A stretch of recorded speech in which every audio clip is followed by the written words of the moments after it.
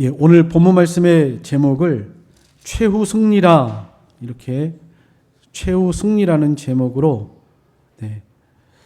제목을 정했습니다. 이렇게 정한 이유는 그 21절, 22절 거기를 한번 보겠습니다. 21절, 22절. 내가 본즉 이 뿔이 성도들과 더불어 싸워 그들에게 이겼더니 옛적부터 항상 계신 이가 와서 지극히 높으신 이의 성도들을 위하여 원한을 풀어주셨고 때가 이름에 성도들이 나라를 얻었더라. 예, 이렇게 말씀하고 있습니다. 이따가 설명드리겠지만 말세에 일어날 적그리스도를 말하고 그 적그리스도의 세력이 권세를 얻어서 성도들을 이겨 교회를 핍박하고 성도들을 핍박하는 대환란의 때가 올 것을 성경이 우리에게 예언하고 있습니다. 그러나 오늘 여기 말씀처럼 인자 하나님의 아들 옛적부터 항상 계시니 하나님의 아들 예수 그리스도께서 이 땅에 다시 재림하셔서 적그리스도의 모든 권세를 폐하시고 성도들을 구원하시고 영원한 하나님의 나라를 이루시겠다고 약속하고 예언하고 있는 말씀이 오늘 본문의 말씀입니다. 이 다니엘은 구약의 계시록입니다. 예언서예요. 예언서. 그래서 굉장히 해석하기 어려운 것이고 또 해석할 때 조심해야 하는 부분들이 너무나 많습니다. 요한계시록을 함부로 해석할 수 없는 것처럼 다니엘도 마찬가지예요. 그러나 우리가 전통적으로 또 지금까지 이 다니엘을 해석해 왔던 그 많은 분들의 이 정통적인 해석을 따라서 역사적인 해석을 할 것이고요. 그리고 말세 예언에 대해서 확실한 거 몇 가지만 오늘 말씀을 통해서 함께 상고하면서 은혜를 나누고자 합니다. 이 말씀이 우리하고 무슨 상관이 있는가? 다니엘이 예수님 오시기 전에 훨씬 전에 한 600년 한 600년 전에 다니엘이 존재했고요.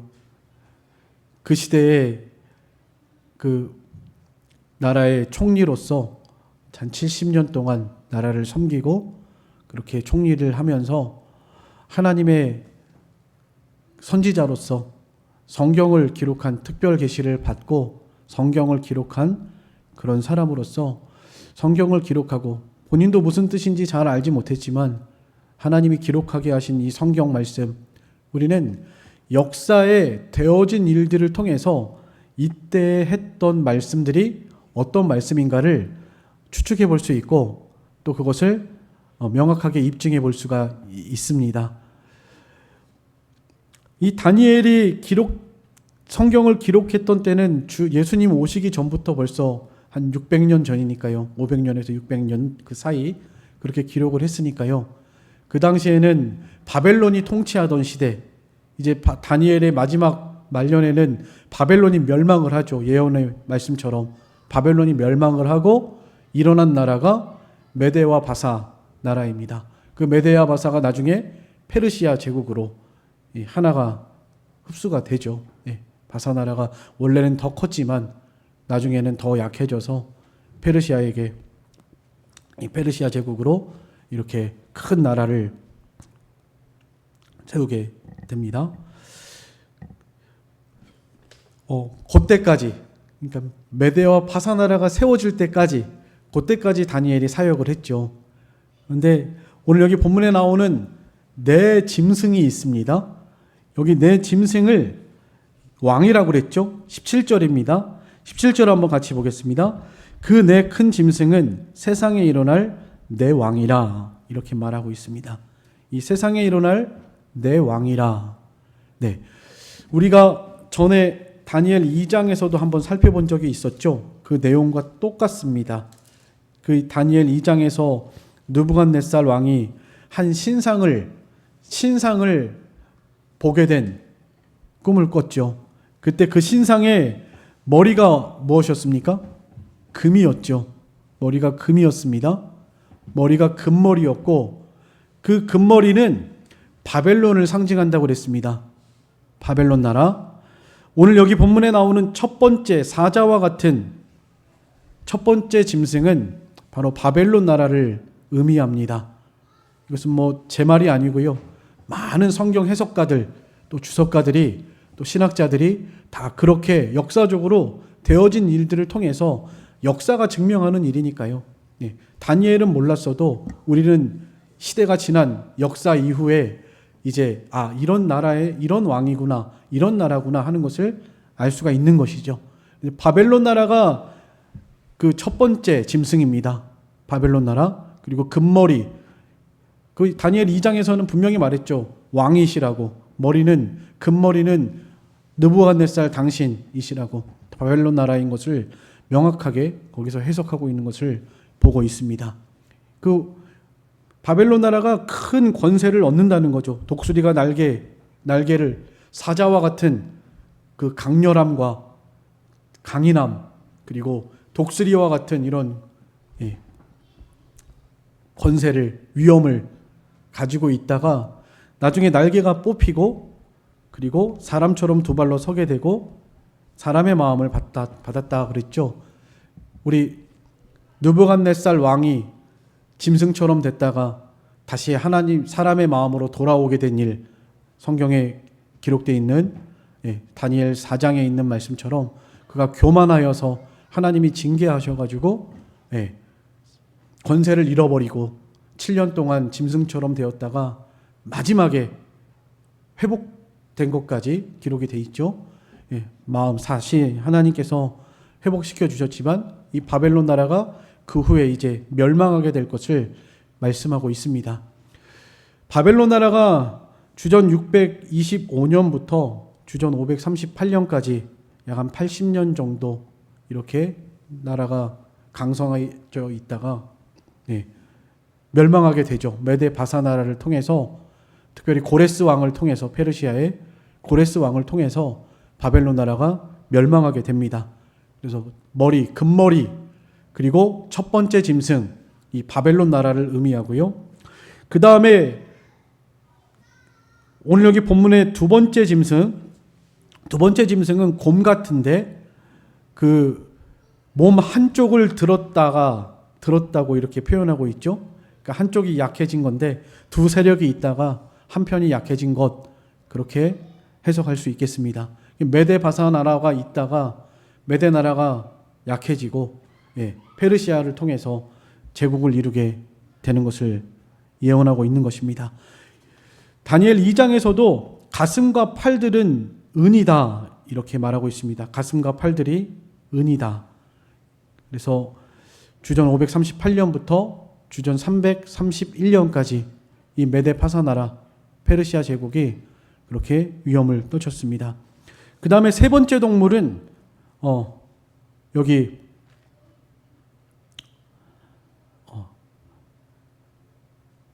짐승은 표범 같은데 표범, 새와 같은 날개가 있고 이렇게 표현하고 있습니다. 이 세 번째 짐승은 헬라 나라이죠. 헬라. 그 다니엘 2장에 있던 신상의 해석도 세 번째가 배와 넓적다리는 노시다 이렇게 돼 있었습니다. 헬라 나라는 주전 331년부터 주전 63년까지 그렇게 헬라 나라가 세계를 지배했었죠. 그러나 독수리 날개가 아니고 새의 날개라고 한 걸 보면 그 전의 위험보다는 좀 많이 약할 것을 가리키는 것 같습니다. 마지막으로 넷째 짐승, 오늘 이제 제일 중요한 것인데요. 이 넷째 짐승은 10뿔을 가진 괴상한 짐승이었습니다. 10뿔이 있는 괴상한 짐승. 이건 로마 나라를 의미하죠. 로마 나라고, 다니엘 2장에서는 네 번째 종아리는 철이라고 했는데 그 로마 나라를 의미한다고 제가 한 달 전에 설교하면서 설명을 드렸습니다. 주전 63년부터 주후 476년인데 이 395년에 이 동서로 분리가 되죠. 동서로 분리된 다음에 서로마는 476년에 게르만 민족에 의해서 멸망을 했고요. 그 다음에 동로마는 1453년에 터키 오스만 투르크에 의해서 그 로마 제국이 멸망합니다. 로마 제국이 완전히 멸망을 하게 되죠. 그리고 나서 이제 세워진 나라가 그 다니엘 2장에서는 10발가락이라고 그랬죠. 얼마는 쇠고 얼마는 철이고 얼마는 진흙이고, 네. 얼마는 철이고 얼마는 진흙인데 그 철과 진흙이 절대로 섞이지 않는 것처럼 섞일 수 없는 것을 말하고 있죠. 그 열나라는 로마가 멸망한 다음에 이 열나라로 갈라지게 될 것. 꼭 여긴 열나라가 딱 10개가 아니고 많은 열국으로 갈라지게 될 것을 의미하는 것입니다. 그래서 얼마는 진흙이고 얼마는 철인 것처럼 하나인 것처럼 보이지만 하나가 될 수 없는, 예. 쉽게 예를 들면 유럽이 연합을 했죠. 유럽 연합이죠. 유럽 연방을 이뤘죠. 그렇지만 그 안에서도 사실은 하나가 아니고 절대로 하나가 될 수 없는, 예, 사상이 있죠. 우리가 특별히 가장 크게 드러나고 있는 사상이 민주주의 사상과 공산주의 사상이죠. 절대로 하나가 될 수 없는 사상이죠. 어쨌든 이런 열국으로 갈라져 있어서 하나 같지만 절대로 하나가 될 수 없는 그런 열국의 시대, 지금 우리가 살고 있는 이 시대가 열국의 시대, 10발가락 시대라고 제가 다니엘 2장 하면서 말씀을 드렸습니다. 그리고 나서 그때는 지난 한 달 전에는 세상 만국을 다스리시는 하나님을 강조했습니다. 온 천하 만국을 다스리시고 역사의 주관자시고 나라의 왕을 세우기도 하시고 폐하기도 하시는 하나님, 그 하나님을 우리가 살아계신 하나님으로 믿고 섬겨야 한다는 것을 말씀드렸는데, 오늘은 이제 그 10뿔에서 이제 한 가지 조금 더 나아가는 말씀을 드리려고 합니다. 넷째 짐승에 10뿔이 있었죠. 그 전에 먼저 거기 세 번째 짐승, 이 세 번째 짐승이 표범 같은 것이었는데 머리가 넷이라고 그랬죠. 예. 이 헬라가 알렉산더 대왕을 통해서 제국을 이루고 그가 후계자를 세우지 못하고 죽었죠. 그래서 원래는 안디오쿠스 맞죠? 안디오쿠스. 그 안디오쿠스 1세가 다시 그 뒤를 이으려고 했지만 그가 그렇게 하지 못했죠. 4명의 장군들이 막아서서 그렇게 하지 못하고, 예, 나라가 4개로 이렇게 분열이 되게 됩니다. 4왕으로. 그게 헬라 제국의 역사죠. 네. 4왕으로 그렇게 분리되게 됩니다. 그래서 머리가 넷이다 이렇게 표현한 것이라고 볼 수가 있겠습니다. 그리고 그 나라가 이제 헬라가 멸망하고 로마 제국이 세워지죠.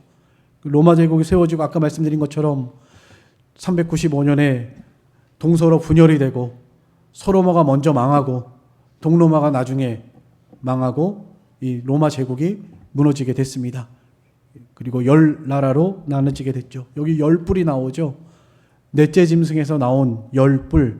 이 10뿔이 바로 그 다니엘 2장에 있던 그 10발가락과 같은 의미입니다. 그러니까 지금 우리가 살고 있는 이 시대는 지금 열국으로 나눠진 시대, 10발가락, 10뿔 시대에 살아가고 있죠. 그런데 오늘 여기 주목해야 할 것은 하나는 그 10뿔 중에서 작은 뿔이 하나 나옵니다. 작은 뿔이 하나 나와서 앞에 있던 뿔 3개가 빠지죠. 거기 한번 읽어보겠습니다. 8절입니다. 7장 8절. 8절 한번 읽겠습니다. 시작. 내가 그 뿔을 유심히 보는 중에 다른 작은 뿔이 그 사이에서 나더니 첫 번째 뿔 중에 셋이 그 앞에서 뿌리까지 뽑혔으며 이 작은 뿔에는 사람의 눈 같은 눈들이 있고 또 입이 있어 큰 말을 하였더라. 네, 거기에 대한 해석에 대해서도 20절 한번 보겠습니다. 20절입니다. 20절 같이 읽겠습니다. 시작.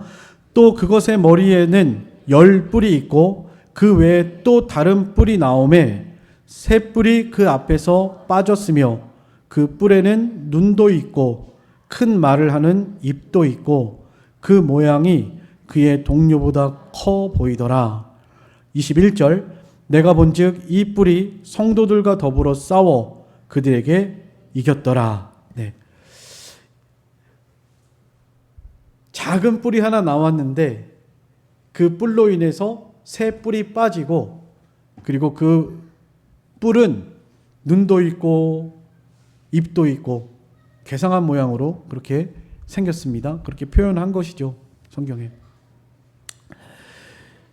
그런데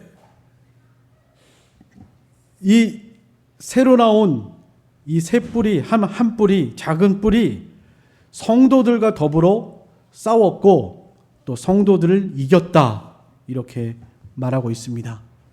그래서 이것을 이제 말세에 일어날 적그리스도의 세력으로 보는 것이 합당합니다. 성도들을 대적하고 기독교를 대적해서 일어날 이 적그리스도의 세력을 의미하는 것입니다.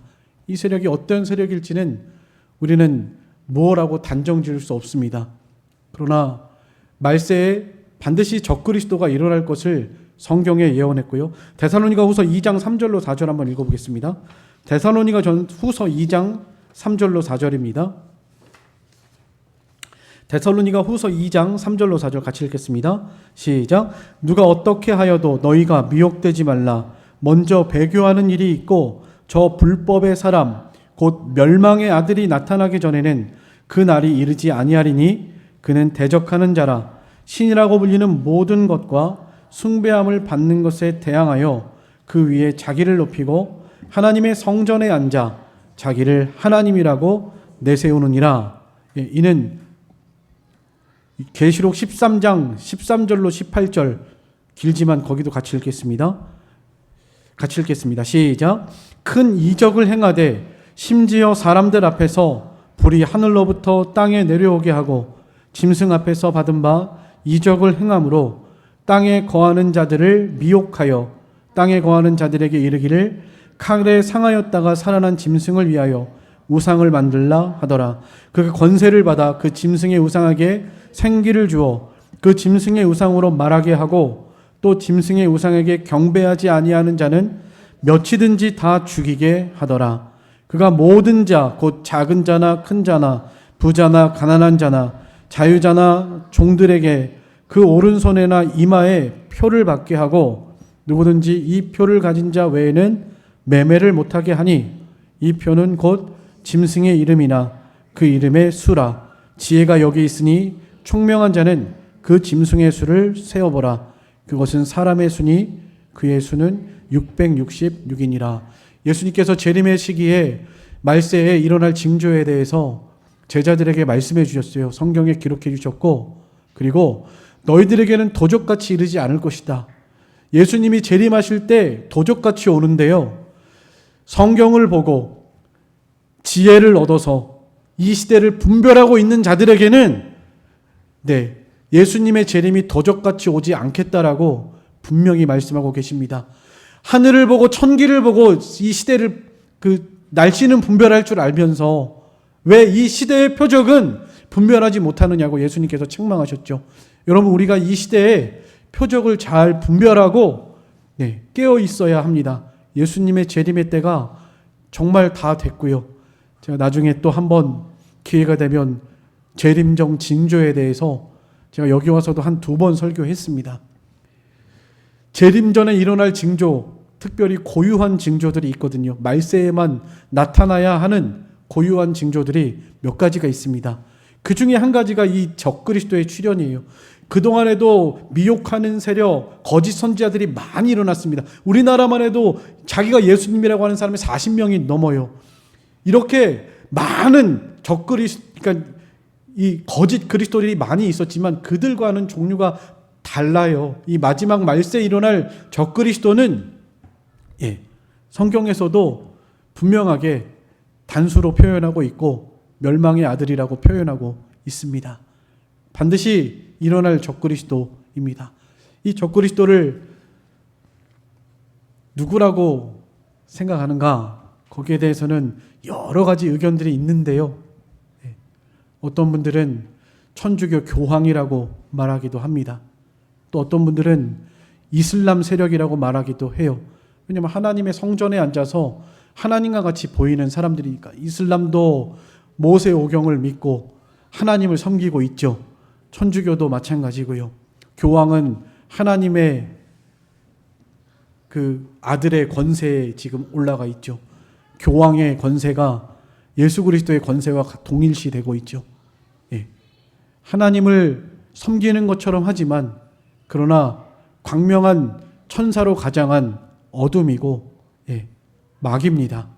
사단이에요. 그리고 어떤 분들은 지금도 전 세계를 통제하고 지배하려고 하는 세력이 있다라고 보고 있습니다. 여러분들도 아마 한 번쯤은 들어보셨을지 모르겠습니다. 일루미나티라고 삼각형 모양의 눈 그림표 있고 딱 요 뿔 모양 생각나지 않나요? 무엇이라고 단정할 수는 없지만 분명한 것은 적그리스도가 나타나면 기독교를 핍박한다는 것입니다. 그것이 팩트예요.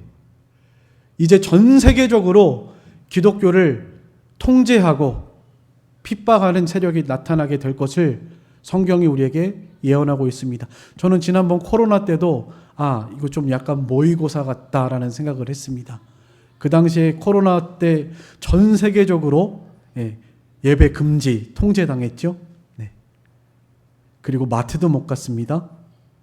코로나 때 백신 안 맞으면 마트도 못 가게 했죠. 지금 666 표밖에 한다고 그랬죠.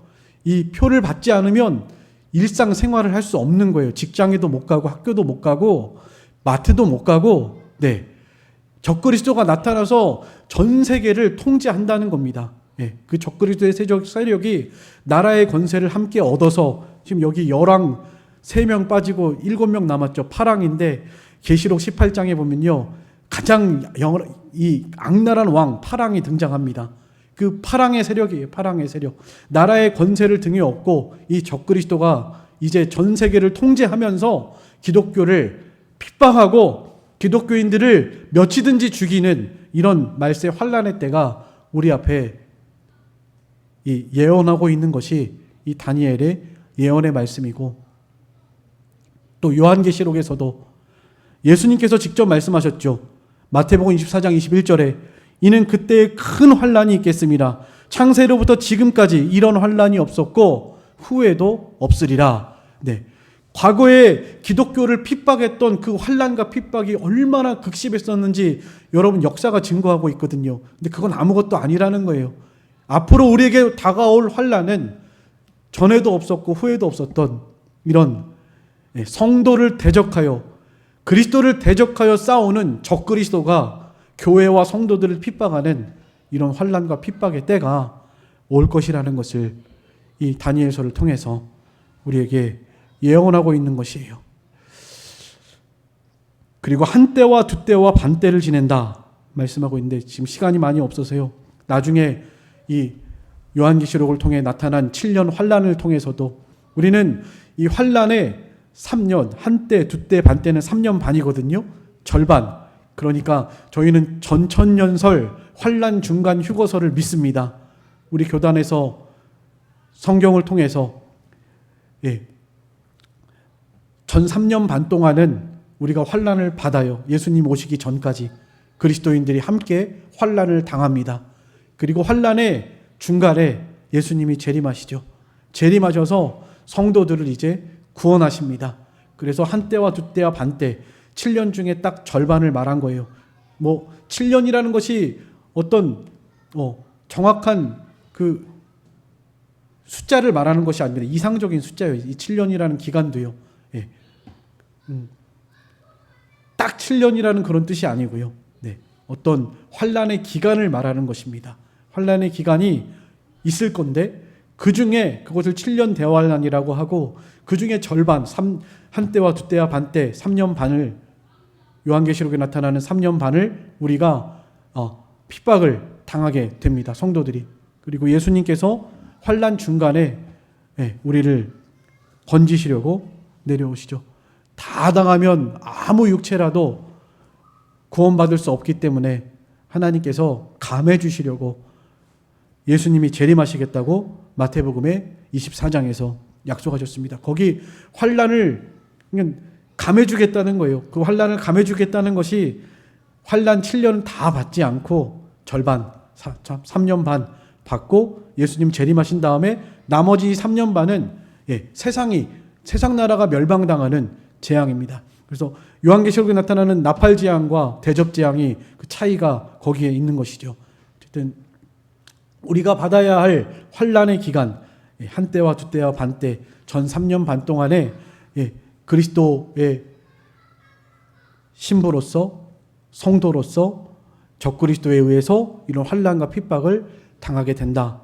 그러나 예수님께서 이 땅에 재림하셔서 그 권세를 폐하시고 그를 멸하시고 성도를 구원하시겠다 하는 것이 오늘 여기 본문에 기록되어 있는 내용입니다. 아까 읽어보셨죠? 22절 한번 다시 한번 읽어보겠습니다. 22절입니다. 다 같이 읽겠습니다. 시작.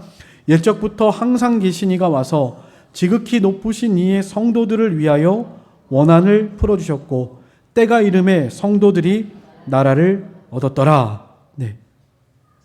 26절에도요. 그러나 심판이 시작되면 그의 권세를 빼앗기고 완전히 멸망할 것이요 나라와 권세와 온 천하 나라들의 위세가 지극히 높으신 이의 거룩한 백성에게 붙임받으리니 그의 나라는 영원한 나라이라 모든 권세 있는 자들이 다 그를 섬기며 복종하리라 말씀하고 있고요. 다니엘 2장에서도 뜨인 돌이 나와서 우상을 깨부셨죠. 돌 하나가 나와서 우상을 다 가루로 만들어 버렸습니다. 그 돌이 예수 그리스도라고 전에도 제가 설명드렸죠. 예수님께서 이 땅에 재림하셔서 강림하셔서 세상 나라의 권세, 특별히 이 적그리스도의 권세를 완전히 깨트리시고 성도들을 구원하시겠다는 예언의 말씀들이에요. 이런 예언의 말씀들이 다니엘서에만 나타난 것이 아니고 성경 여러 군데에 나타나 있습니다. 예수님께서 반드시 재림하셔서 우리 성도들을 건져주실 것이다. 성경 한 군데만 더 찾아보겠습니다. 데살로니가 후서 2장 8절 한번 찾아보겠습니다. 데살로니가 후서 2장 8절 같이 읽겠습니다. 시작. 그때 불법한 자가 나타나니 주 예수께서 그 입의 기운으로 그를 죽이시고 강림하여 나타나심으로 패하시리라. 아까 말했던 그 적그리스도, 멸망의 아들, 그 불법한 자, 그 사람이 나타나겠지만 예수님이 강림하셔서 그를 패하시겠다라고 분명하게 말씀하고 계십니다. 마태복음 24장 30절로 31절도 같이 읽겠습니다. 마태복음 24장 30절 31절입니다. 다 같이 시작. 그때 인자의 징조가 하늘에서 보이겠고 그때 땅의 모든 족속들이 통곡하며 그들이 인자가 구름을 타고 능력과 큰 영광으로 오는 것을 보리라. 그가 큰 나팔 소리와 함께 천사들을 보내리니 그들이 그의 택하신 자들을 하늘 이 끝에서 저 끝까지 사방에서 모으리라. 환란의 때 예수님께서 인자가 구름을 타고 택하신 자들을 구원하시기 위해서 이 땅에 오실 것을 예수님께서 분명하게 말씀하셨고 성경이 우리에게 예언하고 있습니다.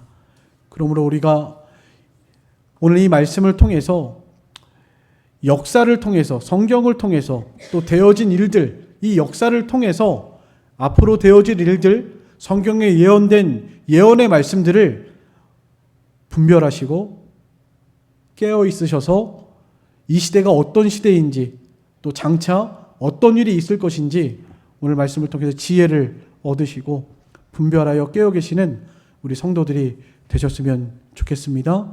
반드시 예수님이 재림하세요. 세상 나라는 멸망하고 예수님이 재림하셔서 세상 나라를 패하시고 특별히 적그리스도의 세력을 깨뜨리시고 성도들을 구원하실 것입니다. 우리 성도들이 해야 할 일이 무엇일까요? 뭐 하고 있어야 될까요? 네, 물론 맞죠. 땅끝까지 이르면 복음, 천국 복음이 땅끝까지 이르면 주님이 오신다고 그랬으니까 땅끝까지 복음을 전해야죠. 마태복음 24장 성경 찾으셔야 됩니다. 마태복음 24장 44절 보겠습니다. 43절부터 보겠습니다. 아니 42절부터 보죠. 마태복음 24장 42절부터 46절까지.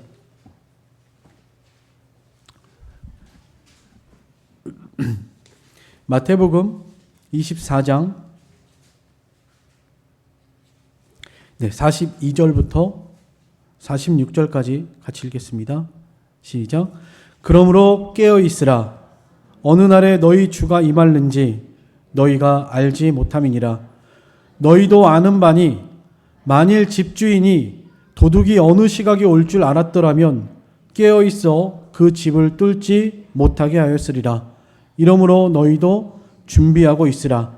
생각하지 않은 때에 인자가 오리라. 충성되고 지혜 있는 종이 되어 주인에게 그 집사람들을 맡아 때를 따라 양식을 나눠줄 자가 누구냐?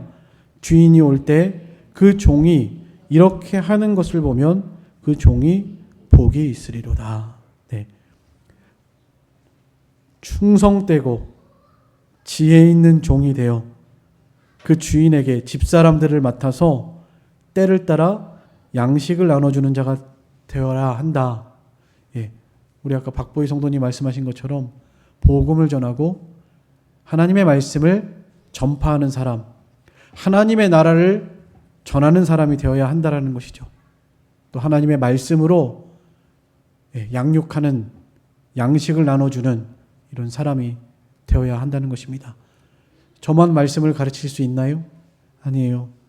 여러분들도 교사로 세워질 수 있고 가정에서 가정의 가정 예배를 인도할 수 있고 가정의 믿음의 호주로서요. 자녀들에게 부지런히 성경을 가르칠 수 있고요. 우리가 이 일을 해야 한다는 거예요.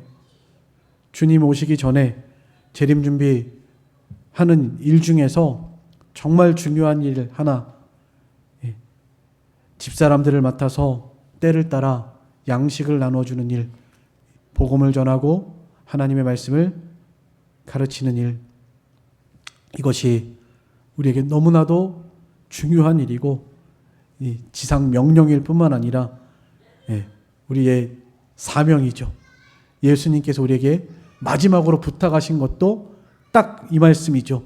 모든 족속으로 제자를 삼아 아버지와 아들과 성령의 이름으로 세례를 주고 내가 너에게 가르쳐 분부한 모든 것을 가르쳐 지키게 하라. 볼지어다 세상 끝날까지 내가 너와 함께 있으리라. 하나님의 말씀을 가르쳐서 지키게 하라. 우리가 예수님의 재림을 준비하면서 깨어 있어서 해야 할 일입니다. 여러분, 주님의 재림이 곧 옵니다라고 선포하셔야 해요. 세상에 너무 빠져서 세상 것에 취해서 세상 것만 바라보고 살지 말고 이제 주님의 재림의 때가 얼마 남지 않았다. 우리가 믿음으로 재림 준비를 하고 말씀으로 무장하고 특별히 마지막 때에는 환난이 있을 거니까 그 환난의 때에 믿음을 지키려면 말씀으로 무장하지 않고서는 지킬 수가 없거든요. 그냥 다 넘어가고 말 겁니다. 당장에 마트도 못 가고 학교도 못 가고 사회생활을 할 수가 없다고 하는데 그 666 짐승의 표 안 받겠어요? 아마 다 받을 겁니다. 믿는 사람이고 안 믿는 사람이고 다 받을 거예요.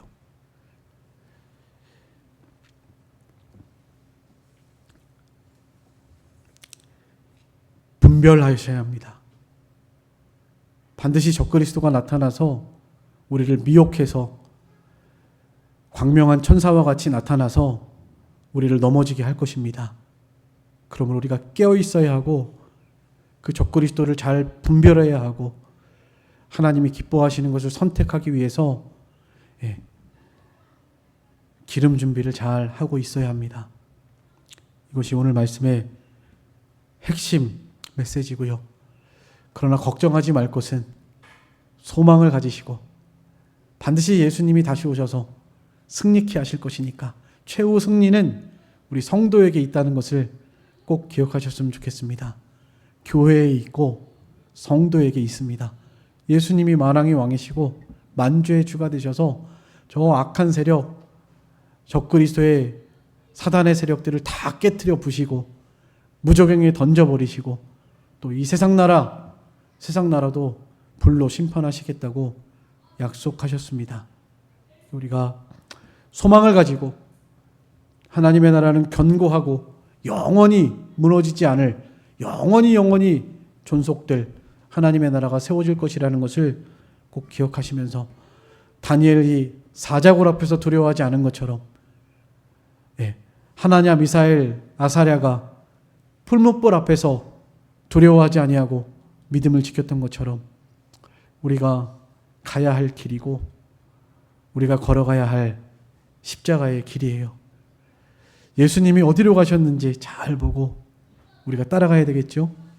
우리도 그 환난의 때에 예수님처럼 십자가를 질 각오를 하고 가야 합니다.